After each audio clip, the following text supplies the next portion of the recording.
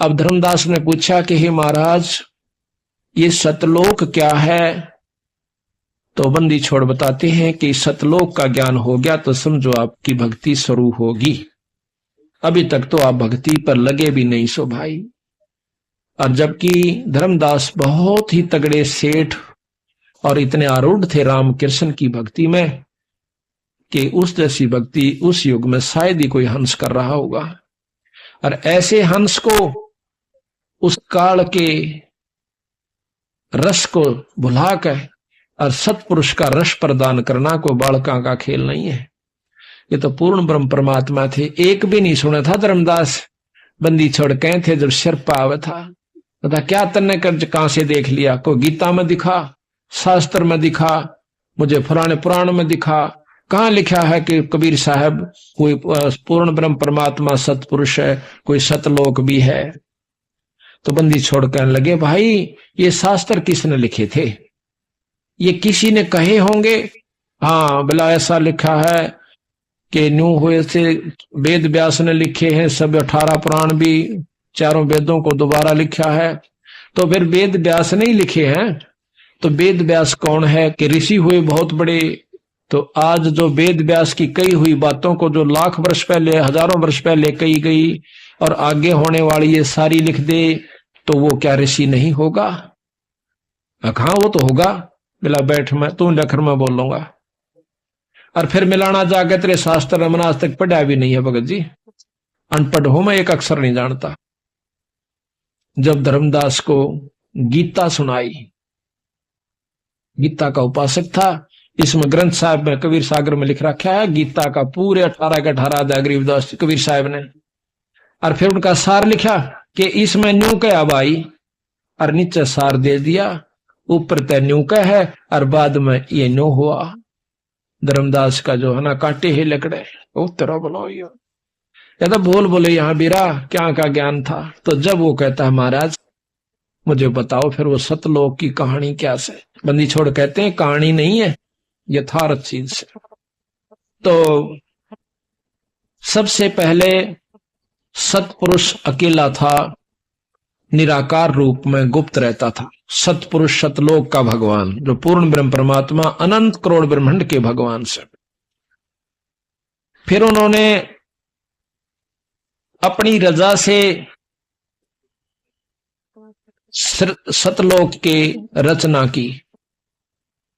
उस लोक में प्रथम शब्द उच्चारण करने से सभी दीप यानी स्थान सतलोक के, यहाँ के नहीं, सतलोक के सब दीप मान सरोवर, वहां पर बहुत बड़े सुंदर सुंदर पहाड़, बड़े सुंदर व्यवस्था है, वो रच दी है एक शब्द के, एक शब्द उच्चारण मात्र से। जैसे कहते हैं ना भी फलाना ने न्यो रच करी थी, उसने कह दिया तथास्तु अग हो गया ईसाए, तो उसका वो काम बन गया। तो पूर्ण ब्रह्म परमात्मा सतपुरुष ने कहा कि इसी प्रकार इतने दीप और ये इतना बड़ा लोक, इतना ये अमिट अमर सतलोक हो जावे, इतना कहते ही हो गया। उसके बाद उन्होंने 16 शब्द फिर उच्चारण किए, एक शब्द से एक पुत्र की उत्पत्ति करी। किस प्रकार? पहले सतपुरुष अकेला था, गुप्त रहता था, फिर उसने सतलोक में अपने रचना करी। पहले शब्द से दीप लोक आदि रच दिए, दूसरे शब्द से कूरम, कूरम कछुआ नहीं है, वहां एक हंस है सतगुरु का, बहुत बड़ी शक्ति का, यानी परम उनका पुत्र है। ब्रह्मा विष्णु महेश आदि तो उसके पास सिंह भी नहीं है, इतनी बड़ी शक्ति का है। तीसरे शब्द से ज्ञानी नाम का पुत्र है, और चौथे शब्द से विवेक, पांचवें शब्द से तेज, छठे शब्द से सहजदास, सातवें शब्द से संतोष दास, आठवें शब्द से सूरत, नौवें शब्द से आनंद, 10वें शब्द से अक्षमा, और 11वें शब्द से निष्काम, 12वें शब्द से जलरंगी, 13वें शब्द से अचिंत, 14वें शब्द से प्रेम, और 15वें शब्द से दयाल, और 16वें शब्द से धैर्य। ये 16 और 17वें शब्द से योग संतायन। इस प्रकार सतपुरुष ने 17 शब्द उच्चारे, जिसमें 16 शब्दों से 16 सुत यानी पुत्र, तथा एक शब्द से एक दीप व लोक मानसरोवर आदि सतलोक में रच दिए। 16 पुत्रों को अलग अलग दीप देकर रहने की आज्ञा दी। सब पुत्र अपने अपने दीप में आनंद से रहने लग गए। फिर सतपुरुष ने अचिंत से कहा, अचिंत जो सतगुरु का पुत्र है 13वें नंबर का यानी 12वें नंबर का, उससे कहा कि आप इस सतलोक के अंदर और रचनाएं कीजिए। तो उसको आनंद दीप दे दिया। फिर सतपुरुष ने अचिंत से कहा कि सृष्टि रचना करो। अचिंत ने प्रेमानंद शब्द उच्चारा, प्रेमानंद उच्चारा। इस शब्द से अक्षर की उत्पत्ति हुई। अक्षर से प्रकृति सूरत उत्पन्न हुई। प्रकृति अक्षर से 4 अंश उत्पन्न हुए। इनको देखकर अक्षर पुरुष बहुत आनंदित हुआ। फिर आनंद से निद्रा आई तथा 70 युग तक कोई सृष्टि उत्पन्न नहीं हो पाई। चारों अंशों ने समाधि लगाई और पुरुष से पूछा कि ये अक्षर पुरुष तो निद्रा में है, सृष्टि कैसे रची जाएगी। तब सतपुरुष यानी पूर्ण ब्रह्म परमात्मा ने एक अवगत किया जल तत्व से।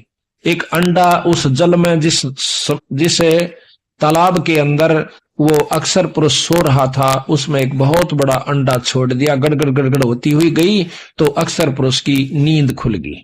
नींद जब खुली तो एकदम वो कड़कड़ा कर उसकी तरफ देख रहा है। उसकी तेज आंखों का जैसे सुते न ठा दे ना, एकदम गुस्सा सा महसूस होया करे। तो उसमें एकदम तेज से देखा तो अंडा फूट जाता है। उसमें से फूट कर ये निरंजन निकला से एक मनुष्य निकला, उसका नाम निरंजन रख दिया। ज्योत रूपी तेज से तेज, उसको तेजों में शरीर है तो उसको ज्योत निरंजन कहा। तो ज्योत निरंजन जब निकला तो ऊपर से आकाशवाणी होती है कि दोनों बाहर आ जाओ। आवाज से अक्षर पुरुष की निंद्रा अंडा जल में गिराया तो उसकी आवाज से अक्षर पुरुष की निंद्रा भंग हुई। वह उस अंडे के पास गया तथा क्रोध से देखा तो अंडा कोप अंडे में प्रवेश कर गया। तो क्रोध के तेज से अंडा फूट गया। अंडा फूटने से निरंजन की उत्पत्ति हुई, अर्थात अंडे से निरंजन निकला। तब निरंजन को मानसरोवर दीप दिया, जो कि सतलोक के अंदर मानसरोवर है। एक मृत मंडल में इसमें 21 ब्रह्मांड में भी मानसरोवर है। मानसरोवर दीप दिया, वहां पर आनंद से रहने लगा। कुछ युगों के बीत जाने से निरंजन के मन में आई कि मेरे लिए यह कम स्थान है, कुछ और प्राप्त करना चाहिए। जबकि दूसरे उनके भाइयों को दूसरे बड़े बड़े दीप दे रखे थे, उसको केवल एक मानसरोवर मिला हुआ था। इसलिए उसने एक पैर पर खड़ा होकर 70 युग तप किया। तब सतपुरुष ने सहज दास नाम के पुत्र से कहा कि निरंजन से पूछो क्या चाहिए। उसने हमारी 70 युग तक सेवा की। तब सहज दास ने निरंजन से पूछा तो बताया कि मुझे कुछ और स्थान चाहिए, ये जगह मुझे अच्छी नहीं लगती, कम है। तब सतपुरुष ने सहज से निरंजन की मांग बताई तो सतपुरुष ने खुश होकर के उसे 3 लोक दे दिए। निरंजन बहुत खुश हुआ। कुछ समय पश्चात निरंजन को विचार आया क्यों न अपना अलग राज्य किया जाए। यह विचार कर 70 युग फिर एक पैर पर खड़ा होकर निरंजन ने सेवा करी। देख कितना बड़ा तप कर रखा अगले ने, निरंजन ने। और उसके बाद उसको क्या मिला, खड़ा होकर तप किया। तब सतपुरुष ने फिर सहजदास को भेजकर पूछा निरंजन क्या चाहता है। अब तो उसको 3 लोक दे दिए। ये तीनों लोक मानसरोवर पर रहने थे। हमारा तेज पुंज का शरीर होना था, लेकिन इसने अपनी गलती के कारण विकार वश होकर के हमें यहां पर लिया। निरंजन ज्योत निरंजन सहज ने पूछने पर निरंजन ने बताया कि मैं तो अलग राज करना चाहता हूं, कृपा करके मेरी मांग को सतपुरुष से पूरी करवाओ, मुझे कृतार्थ करो, मैं आपका बहुत आभारी होऊंगा। सहजदास ने सतपुरुष को सारा वृत्तांत बताया तो सतपुरुष ने कहा कि सृष्टि रचने की सामग्री कूर्म के पास है, जो सबसे बड़ा पुत्र है, कि ये सृष्टि रचन की सामग्री उसके पास है। और निरंजन से कहो कि वो हाथ जोड़कर नम्रता पूर्वक अपने बड़े भाई से ये सामग्री मांग लावे। तो यहां कहते हैं कूर्म के पास है तथा उसे निरंजन को कहो कि कूरम के पास जाकर विनय पूर्वक सामग्री प्राप्त करे, तब उसकी सृष्टि ठीक चलेगी। कोई क्लेश या दुख, दुर्भिक्ष, अकाल मृत्यु आदि नहीं होगा। परंतु निरंजन ने जाकर और कूरम से बेअदबी करी, उसके सिर का मुकुट जबरदस्ती उतारा और इस प्रकार 3 मुकुट उतारे, जिससे चंद्र, पृथ्वी, सूर्य, पृथ्वी, पानी, पवन, धरती, आकाश, 9 लाख तारे, 7 दीप, 9 खंड, 14 भवन आदि उत्पन्न होकर अपने अपने जगह पर 9 ग्रह आदि अपने अपने स्थान पर चक्कर लगाने शुरू कर दिए। अब उसने जाकर के कहा था कूरम से निरंजन ने कि मुझे सृष्टि रचने की सामग्री दो। तो कूरम ने कहा कि आपको किसने बताया कि ये सामग्री मेरे पास है? ये तो बहुत कीमती चीज है, गुप्त है, ये केवल सतपुरुष और मैं ही जानते हैं। पिताजी को और मेरे को मालूम से और ननी बेरा।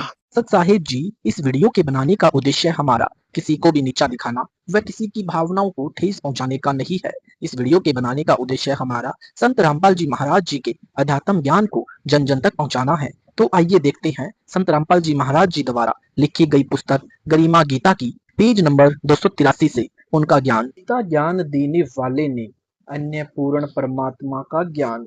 गीता अध्याय 18 श्लोक नंबर 46। अध्याय 18 के श्लोक 46 में गीता ज्ञानदाता ने अपने से अन्य उस परमेश्वर की भक्ति करने को कहा है, जिस परमेश्वर से संपूर्ण प्राणियों की उत्पत्ति हुई है, जिस परमेश्वर से यह समस्त जगत व्याप्त है, यानी प्रकट व पालित है। परमेश्वर की अपने अपने स्वाभाविक कर्म करते करते अभयचर्य यानी पूजा करके मनुष्य सिद्धि यानी परमात्मा की शक्ति को प्राप्त कर लेता है। भक्ति की शक्ति यानी सिद्धि शास्त्र अनुकूल भक्ति कर्मों से प्राप्त होती है। सिद्धि के द्वारा साधक अपने इष्ट देव यानी पूजित परमेश्वर को प्राप्त होता है। शूद्र भी भगवान की भक्ति का अधिकारी है। गीता अध्याय 18 श्लोक नंबर 47। विशेष यानी मेरे यानी रामपाल दास के अतिरिक्त सर्व अनुवादकर्ताओं ने वही गलती इस श्लोक 47 के अनुवाद में दोहराई है, जो गीता अध्याय 3 के श्लोक 35 में कर रखी है। अन्य अनुवादकों ने श्लोक 47 का अनुवाद इस प्रकार किया है, जो अनुचित है। अच्छी प्रकार आचरण किए हुए दूसरे के धर्म से यानी धार्मिक साधना की क्रियाओं से गुण रहित यानी शास्त्र विधि विरुद्ध भी अपना धर्म यानी धार्मिक साधना श्रेष्ठ है, क्योंकि स्वभाव से नियत किए सब धर्म के भक्ति कर्म को करता हुआ साधक पाप को प्राप्त नहीं होता। विचार करें, यदि इस अध्याय 18 के श्लोक 47 तथा अध्याय 3 के श्लोक 35 का यह अनुवाद उचित है, तो फिर तो गीता के शेष सर्व ज्ञान की आवश्यकता ही समाप्त हो जाती है, जिनमें कहा है कि यानी गीता अध्याय 16 श्लोक 23-24 में जो साधक शास्त्र विधि को त्याग कर अपनी इच्छा से मनमाना आचरण करता है यानी मनमानी साधना करता है, तो उसको न तो सुख प्राप्त होता है, न सिद्धि यानी आध्यात्मिक शक्ति जो मोक्ष में सहायक होती है तथा जिससे संसारिक कार्य सिद्ध होते हैं प्राप्त होती है, और न ही उसकी गति यानी मुक्ति होती है। इससे तेरे लिए कर्तव्य यानी जो भक्ति कर्म करने चाहिए और अकर्तव्य यानी जो भक्ति कर्म नहीं करने चाहिए, उनके निर्णय के लिए शास्त्र ही प्रमाण है। गीता अध्याय 15 के श्लोक नंबर 20 में कहा है कि गीता भी एक शास्त्र है। नंबर 284 गीता शास्त्र के अध्याय 9 श्लोक 20 से 23 तथा 25 अध्याय 7 के श्लोक 12-15 तथा 20-23 में कहा है कि रजगुण ब्रह्मा जी, सतगुण विष्णु जी तथा तमगुण शिव जी को इष्ट मानकर भक्ति करने वालों का ज्ञान इन्हीं से मिलने वाली क्षणिक सुख के द्वारा हरा जा चुका है। वे राक्षस स्वभाव को धारण किए हुए मनुष्यों में नीच दूषित कर्म करने वाले मूर्ख मुझे यानी गीता ज्ञानदाता को भी नहीं भजते। अन्य देवी देवताओं को मैंने ही कुछ शक्ति दे रखी है जिससे उनके साधकों को कुछ लाभ प्राप्त होता है, परंतु यानी अल्प बुद्धि वालों यानी मूर्खों का वह फल नाशवान है। देवताओं के भक्त देवताओं को प्राप्त होते हैं। पितरों की पूजा करने वाले यानी श्राद्ध आदि आदि कर्म कांड करने वाले पितरों को प्राप्त होते हैं यानी पितृ बनते हैं। भूतों की पूजा करने वाले भूत बनते हैं। गीता अध्याय 7 के ही श्लोक 18 में गीता ज्ञान देने वाले ने अपनी साधना से होने वाली गति यानी मुक्ति को भी अनुत्तमाम गति यानी अश्रेष्ठ गति कहा है। फिर गीता ज्ञान देने वाले ने गीता अध्याय 18 श्लोक 62 में अपने से अन्य परमेश्वर की शरण में जाने को कहा है तथा बताया है कि उस परमेश्वर की कृपा से ही तो परम शांति को तथा सनातन परम धाम यानी अमर लोक को प्राप्त होगा। गीता शास्त्र के गूढ़ रहस्य को न समझकर अनुवादकों ने गीता अध्याय 18 श्लोक 47 तथा गीता अध्याय 3 श्लोक 35 का गलत अनुवाद किया है। गीता अध्याय 18 श्लोक 47 का यथार्थ अनुवाद गुण रहित स्वयं बनाया मनाना अर्थात शास्त्र विधि रहित धार्मिक अनुष्ठान अच्छी प्रकार साजबाज के साथ आचरण किए हुए दूसरे के धर्म यानी धार्मिक पूजा से अपना शास्त्र विधि अनुसार धार्मिक कर्म पूजा श्रेष्ठ है। अपने वर्ण के स्वाभाविक कर्म अर्थात जो भी क्षत्रिय वैश्य ब्राह्मण तथा शूद्र वर्ण में उत्पन्न है उन स्वाभाविक कर्मों को करता हुआ भक्ति करने से पाप को प्राप्त नहीं होता। विशेष कर्मों के पाप किनको नहीं लगते। विस्तृत जानकारी पढ़ें इसी अध्याय 18 के श्लोक नंबर 17 के सारांश में। पाठकों को अन्य अनुवादकर्ता या उनके पाठक भ्रमित करने के लिए कह सकते हैं कि इस अध्याय 18 के श्लोक 47 में अपने धर्म का भावार्थ केवल चारों वर्णों के कर्मों से है। याद रखें इसी अध्याय 18 के श्लोक 46 में गीता ज्ञानदाता ने अपने से अन्य परमेश्वर की पूजा अपने स्वाभाविक कर्म यानी क्षत्रिय वैश्य ब्राह्मण तथा शूद्र वाले कर्म करते करते मनुष्य सिद्धि को प्राप्त करता है। जिस परमेश्वर ने सर्व प्राणियों की उत्पत्ति की है तथा जिससे यह संपूर्ण संसार व्याप्त है यानी धारण किया हुआ है। श्लोक 47 में भी धार्मिक भक्ति कर्मों का वर्णन है। गीता अध्याय 18 श्लोक 48। इस श्लोक में संसारिक कर्मों के विषय में कहा है कि जो व्यक्ति जिस वर्ण यानी क्षत्रिय वैश्य ब्राह्मण शूद्र में उत्पन्न है उसके कर्म में पाप भी समाया है। जैसे ब्राह्मण हवन आदि करता है उसमें जलने वाली अग्नि में सूक्ष्म जीवों की हिंसा होती है। वैश्य अपने खेत की पृथ्वी को हल या ट्रैक्टर से गुड़ाई करता है उससे जमीन में कीड़े मकोड़े यानी भिन्न भिन्न प्रकार के जीव मरते हैं। क्षत्रिय युद्ध में हिंसा करता है तथा सर्व वर्णों के व्यक्ति भोजन तैयार करते हैं उसमें भी जीव हिंसा होती है। शूद्र साफ सफाई आदि आदि सेवा करता है। झाड़ू से सूक्ष्म जीव मरते हैं इसलिए जैसे अग्नि में धुआं होता है धुएं के कारण अग्नि जलाना नहीं छोड़ा जा सकता इसी प्रकार सर्व वर्णों के कर्मों में अग्नि में धुएं की तरह पाप भी होते हैं परंतु ये कर्म शास्त्रोक्त तथा परमात्मा के आदेश से त्यागे नहीं जा सकते। Page number 285। इनको करते करते परमात्मा की भक्ति पूर्ण सतगुरु यानी तत्वदर्शी संत से दीक्षा लेकर करने से पाप कर्म नहीं लगते। जैसे चालक प्रमाण पत्र वाले चालक से यदि दुर्घटना हो जाती है तो वह सीधा दोषी नहीं होता यह नहीं कहा जा सकता कि इसको गाड़ी चलानी नहीं आती। जिसके पास ड्राइविंग लाइसेंस नहीं है, यदि उससे दुर्घटना हो जाए तो वह सीधा दोषी है। विशेष इस विषय में अधिक जानकारी इस अध्याय 18 के श्लोक 17 में पढ़े। अध्याय 18 के श्लोक 46, 47, 48 से यह भी सिद्ध होता है कि परमात्मा की भक्ति शूद्र भी कर सकता है, उसका भी मोक्ष संभव है। गीता अध्याय 18 श्लोक 49। इस श्लोक में भी गीता ज्ञान दाता से अन्य परमात्मा की भक्ति करने वाले की स्थिति बताई है। इसलिए उपरोक्त श्लोक 47 में भक्ति करने वाले धार्मिक कर्मों का ज्ञान है।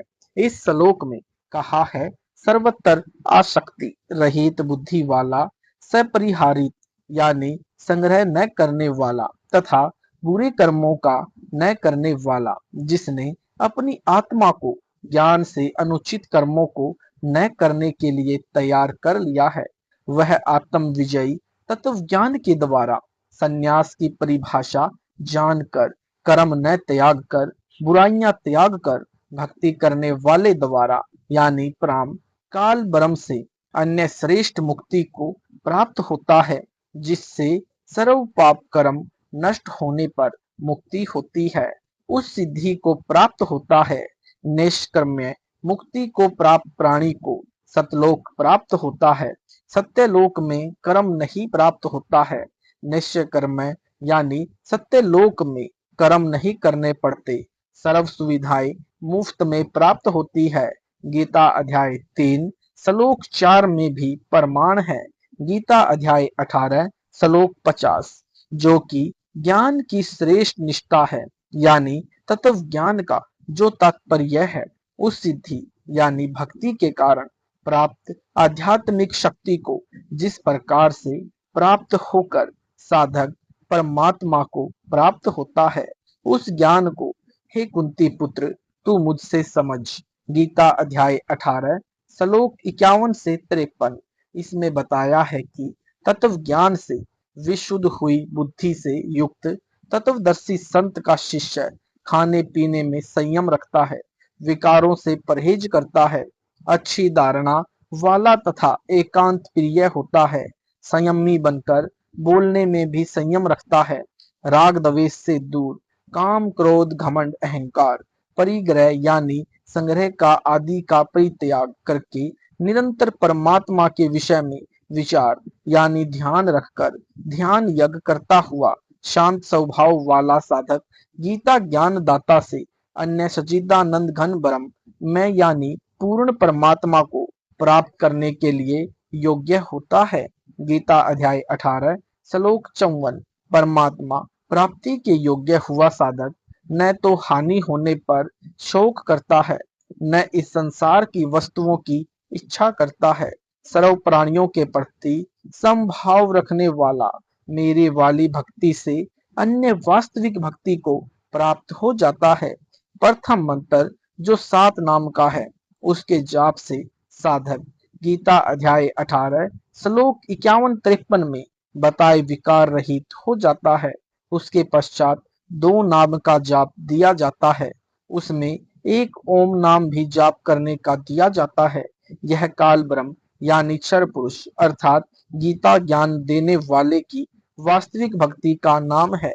इसलिए इस अध्याय 18 के श्लोक 54 में गीता ज्ञान दाता ने काल ब्रह्म ने अपनी भक्ति कहा है। अपनी भक्ति से अन्य वास्तविक भक्ति की प्राप्ति योग्य होने की बात कही है।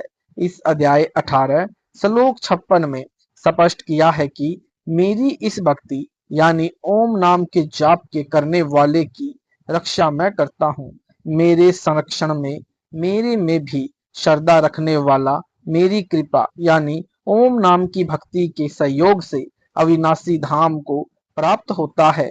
गीता अध्याय 18 श्लोक 55। तत्वदर्शी संत के संपर्क में आने से उसके द्वारा दिए ज्ञान से की गई भक्ति से दिव्य दृष्टि खुल जाने से साधक मेरी क्षमता से परिचित हो जाता है। Page number 286। वह जान लेता है कि मैं जो हूँ, जितनी शक्ति वाला हूँ, उस भक्ति से मुझे तत्व से ठीक ठीक जानकर कि मैं काल हूँ, नासवान हूँ, मेरी भक्ति से प्राप्त होने वाली गति यानी मुक्ति अश्रेष्ठ है, फिर वह तत्काल ही उस पूर्ण परमात्मा के परम पद में यानी सत्यलोक में यानी विश्ते प्रवेश पाता है, जो परमेश्वर गीता अध्याय 18 श्लोक 46 में बताया है। भावार्थ, उस परमात्मा में प्रवेश का भाव है कि दो नाम के जाप की भक्ति अधिक करने के पश्चात साधक को सार नाम दिया जाता है। जो परमेश्वर की सत्य भक्ति में भक्त प्रवेश करता है यानी दाखिला लेता है, उसके पश्चात सत्यलोक में स्थायी स्थान प्राप्त करता है। गीता अध्याय 18 श्लोक 56। इसमें स्पष्ट है कि काल ब्रह्म ने कहा है कि मेरी वास्तविक भक्ति मंत्र के जाप के प्रसाद यानी सदा से मेरे संरक्षण में अपने अपने वर्ण वाले कर्म करता हुआ भी यानी सनातन अविनाशी पद यानी अमर लोक प्राप्त होता है।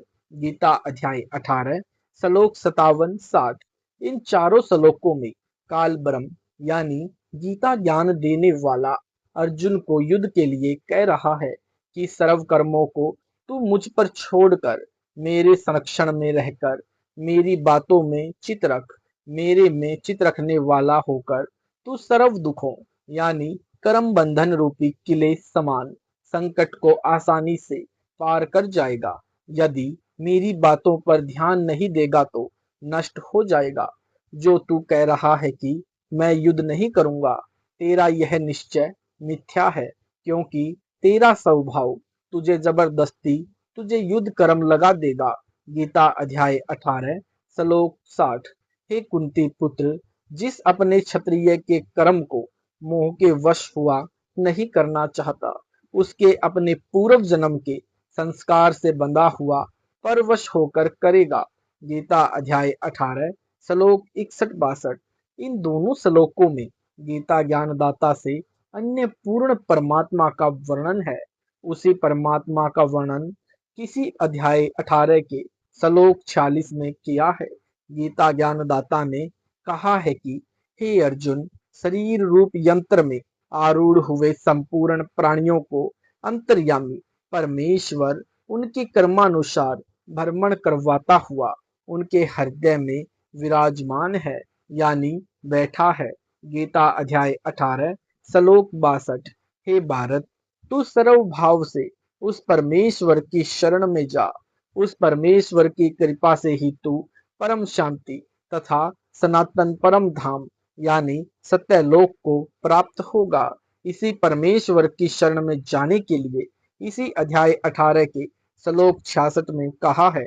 इसी परमेश्वर को श्लोक 64 में गीता ज्ञान देने वाले ने अपना इष्ट देव यानी पूजित परमेश्वर बताया है। गीता अध्याय 18 श्लोक 63। श्रीमद् भगवत गीता में कुल 18 अध्याय हैं। यह श्लोक नंबर 63 इस अंकित यानी 63 इस अंतिम अध्याय का है। इसमें गीता ज्ञान देने वाले ने अर्जुन को संपूर्ण गीता की ज्ञान की याद दिलाई है। कहा है कि हे अर्जुन, इस प्रकार गोपनीय से भी अति गोपनीय गीता शास्त्र का ज्ञान मेरे द्वारा तुझे कह दिया है। अब तू इस गूढ़ गीता शास्त्र के ज्ञान को पूर्णतः भली भांति विचार कर, जैसा चाहे वैसा कर। भावार्थ, गीता का यह 18वां अध्याय अंतिम अध्याय है तथा इस अध्याय के अंत के श्लोक में गीता ज्ञानदाता ने इस अध्याय 18 के श्लोक 63 में कहा है कि मैंने तेरे को गीता शास्त्र में गोपनीय से भी अति गोपनीय ज्ञान कह दिया है। मैं काल हूँ, मैं अपने वास्तविक स्वरूप में कभी किसी के समक्ष प्रकट नहीं होता यानी छिपा रहता हूँ। Page number 287। यह मेरा अविनाशी घटिया विधान है। मैं अपनी गुप्त माया यानी मैं अपनी योग माया सिद्धि शक्ति से छिपा रहता हूँ यानी अध्याय 7 श्लोक 24-25। जो साधक रजगुण ब्रह्मा, सतगुण विष्णु तथा तमगुण शिव को इष्ट मानकर भक्ति करने में आरूढ़ है, उनका ज्ञान त्रिगुण माया यानी इन तीनों देवताओं से मिलने वाले क्षणिक नाशवान लाभ के द्वारा हरा जा चुका है। वे राक्षस स्वभाव को धारण किए हुए मनुष्यों में नीच दूषित कर्म करने वाले मूर्ख मेरी भक्ति नहीं करते। सब यानी देवी देवताओं को मैंने कुछ शक्ति दे रखी है, उसी से उनके पुजारियों को लाभ मिलता है, परंतु उन अल्प बुद्धि वालों यानी मूर्खों का यह लाभ नाशवान है। देवताओं को पूजने वाले देवताओं को प्राप्त होते हैं, मेरे भक्त मुझे प्राप्त होते हैं। यानी गीता अध्याय 7 श्लोक 12, 15, 20, 23। गीता ज्ञानदाता ने गीता अध्याय 2 श्लोक 12, अध्याय 4 श्लोक 5, अध्याय 10 श्लोक 2 में अपने को नाशवान यानी जन्म मरण के चक्र में सदा रहने वाला बताया है। कहा है कि हे अर्जुन, तेरे और मेरे बहुत जन्म हो चुके हैं, तू नहीं जानता, मैं जानता हूँ। गीता अध्याय 8 श्लोक 5 तथा 7 में अपनी भक्ति करने को कहा है तथा युद्ध भी कर, निसंदेह मुझे प्राप्त होगा, परंतु जन्म मृत्यु दोनों की बनी रहेगी। अपनी भक्ति का मंत्र अध्याय 8 के श्लोक 13 में बताया है कि मुझ ब्रह्म की भक्ति का केवल एक ओम अक्षर है। इस नाम का जाप अंतिम श्वास तक करने वाले को इससे मिलने वाली गति यानी ब्रह्मलोक प्राप्त होता है। गीता अध्याय 8 के श्लोक 16 में स्पष्ट किया है कि ब्रह्मलोक में गए साधक भी पुनरावृत्ति में है, यानी ब्रह्मलोक में गए भक्त भी लौट कर संसार में जन्म लेते हैं। उनका भी जन्म मरण का चक्र सदा बना रहेगा।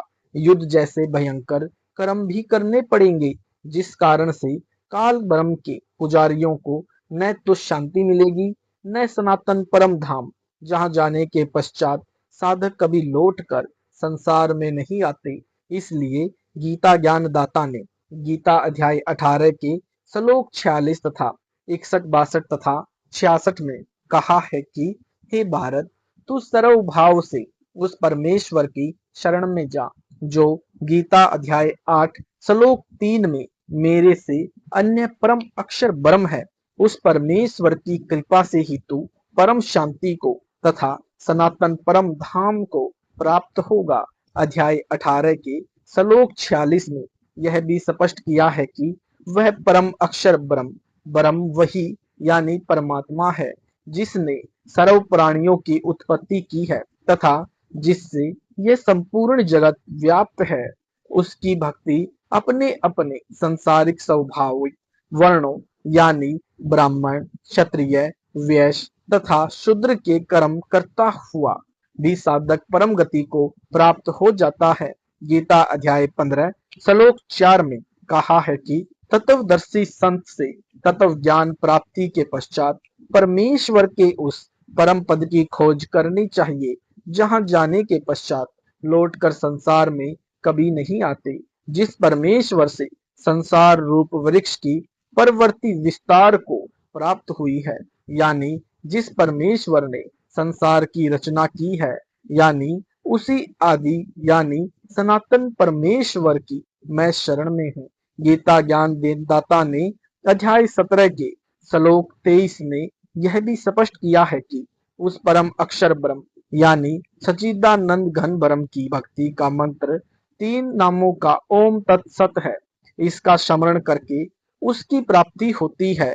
अब तू विचार कर ले कि मेरी शरण में रहना है या उस परमेश्वर की शरण में जाना है। जो उचित लगे वह कर। गीता अध्याय 18 श्लोक 64। इस श्लोक में भी स्पष्ट किया है कि गीता ज्ञान देने वाले का इष्ट यानी पूजित परमेश्वर भी वही परम अक्षर ब्रह्म यानी परमेश्वर ही है। कहा है कि हे अर्जुन, अति गोपनीय से भी गोपनीय गीता ज्ञान तुझे बता दिया।